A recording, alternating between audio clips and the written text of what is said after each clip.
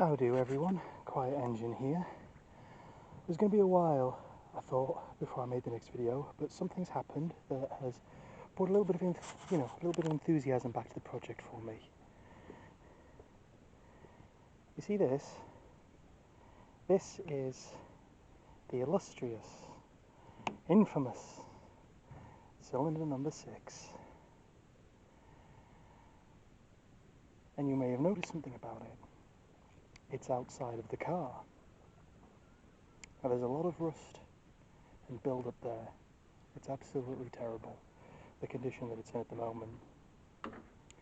Like, and people might be wondering, like, I'm looking down here, all the sides of it and everything.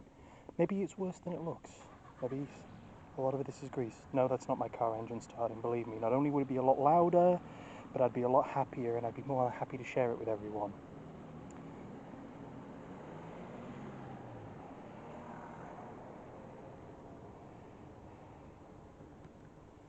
My goodness.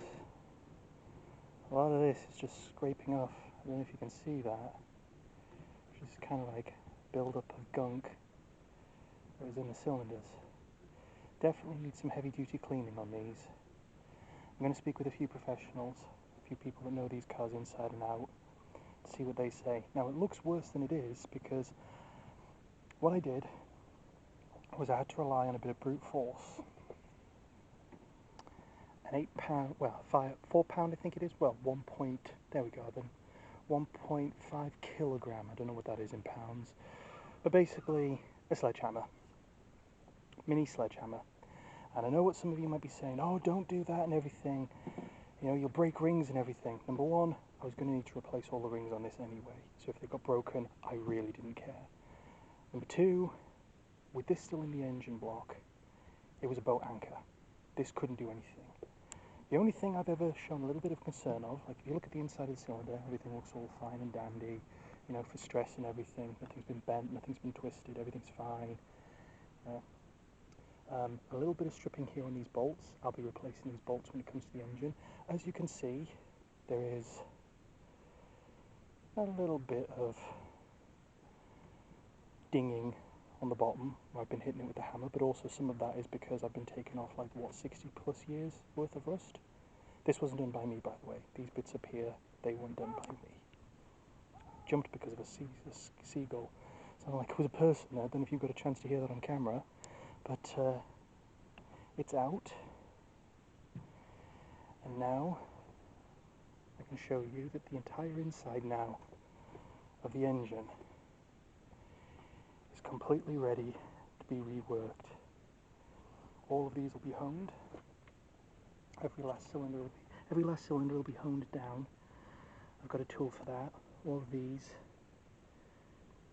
I'm going to get new camshaft bearings.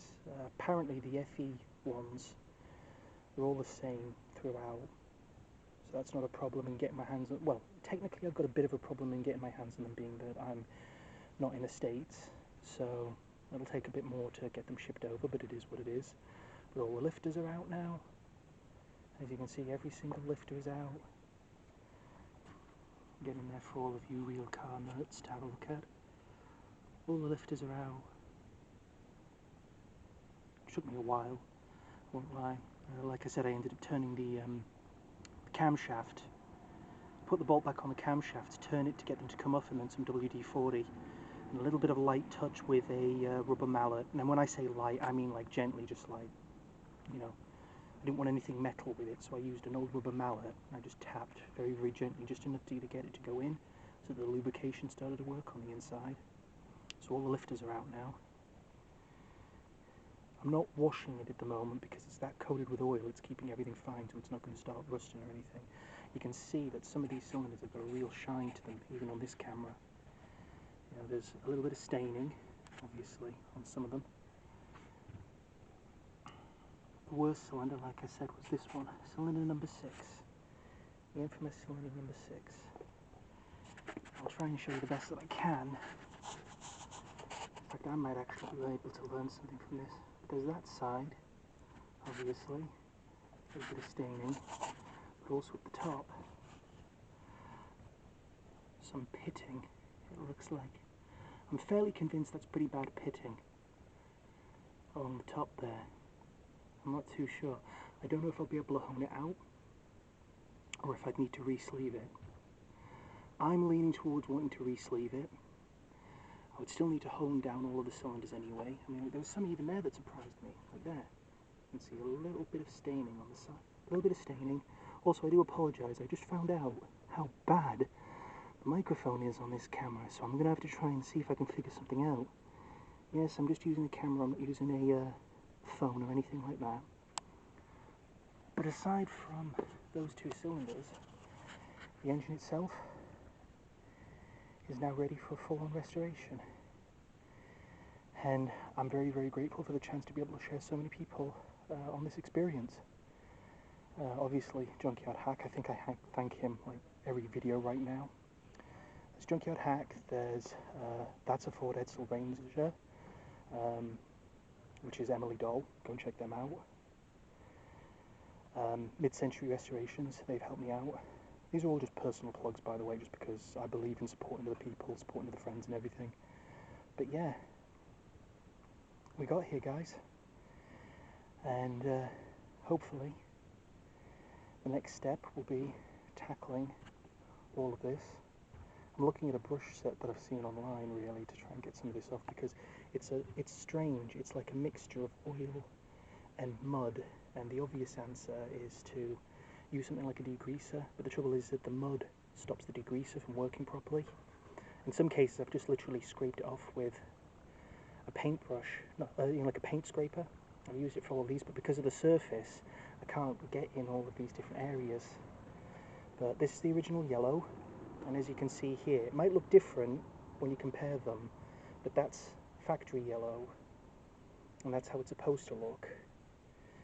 But that's from Mid-Century Restorations again, and it just goes this kind of like yellowy color. Well, obviously goes this yellowy color because of all the rust and deterioration and age that hits it, or that creeps in with it.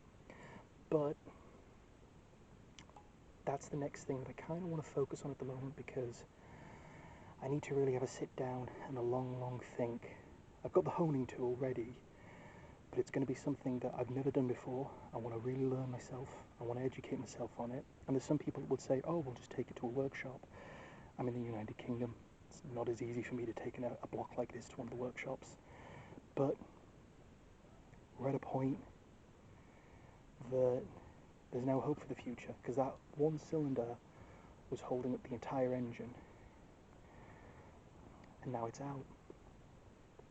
I'll obviously be cleaning all of these at some point. The most important thing that I want to do is I want to take photographs of every single cylinder ring so that I can see how they're staggered. I was told that by a friend of mine, Spencer. My friend Spencer, he told me make sure that when you put the rings on they all stay staggered. And so I'm keeping a note of like where that one is there, for example. I'm trying to see on the second one there. There it is, that one there. Just trying to make sure that I can keep them. It's not necessarily for factory, it's just to make sure that I know what I'm doing. The nice thing that I love about these cylinders, knowing my look, I'll sound like I'm talking out of my backside, but I love that there's a little mark for you to see where the front is. So when it comes to these, obviously try and keep them all sorted out properly as you go and do your job. Don't just mix them up wildly. They don't swap out. Each cylinder is separate. I mean, I've gone over this so many times, but passenger side, 1, 2, 3, 4, driver's side, 5, 6, 7, and 8. And on mine, I'm very, very lucky because they're die stamped. I don't know if you can see that properly on this camera if it's not focusing. You might just be able to see it just there above my thumb, but they're all die stamped. Like I said, these bolts, by the way, where they've been a little bit stripped, I'm going to replace any of them. I want to play it safe. But yeah, sorry I sound like I'm a bit babbling. This was very, very improvised. You know, very, very much off the cuff. Decided, hey, you know what? I got the cylinder out. Let's get the camera and start filming. But yeah, and now I can go, and tonight I'll have myself a nice drink in celebration, and then ponder what my next move is. Thank you so much for, supporting me, guys. You'll take care, stay safe, and I will see you in the next one. Bye.